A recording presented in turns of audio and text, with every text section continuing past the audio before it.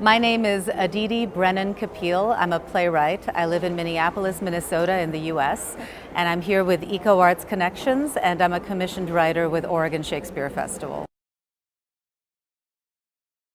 We were observers for this COP, and I think what we are trying to explore is we're trying to explore how the arts can engage with the climate struggle. I'm a storyteller. I write plays for a living.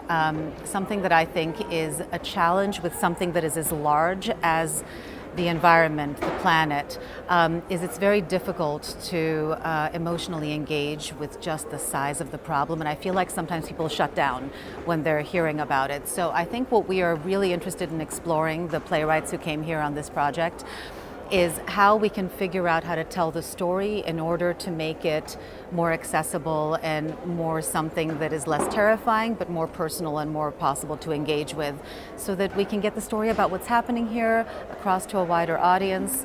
I feel strongly, the reason I tell stories for a living is because I feel strongly that stories is how humans communicate with each other globally, in communities, personally. Story is how we understand ourselves in context of the world. So understanding how to take the story of what is happening here, the very large global story, and make it personal and make it connect with individuals is something we're really interested in exploring.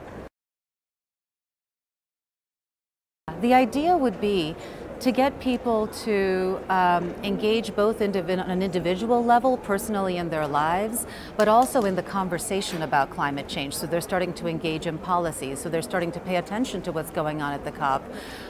It's a huge question for me, how we tell this story so that people don't just go, oh, I can't deal with that, and click past it, so that they actually go, oh, and lean in and feel like it's not all futile and pointless and a big existential threat that we can't do anything with anyway. It can be so terrifying. How do we make it personal? How do we make it actionable? How do we make it just something that if we all work together? The thing I kept hearing throughout the COP is there is hope. There are incredibly smart people working on this, and that's so inspiring. But we're running out of time, and we need to really, really get to it. So the challenge is that the global population either looks at it and goes, oh, I'm not even gonna listen to that, that's nothing to me, or looks at it and goes, I can't, I get too scared, I can't engage with it. So I think the question is, how do we get those feelings to come into a more actionable space? And I think story is one way that we can do that.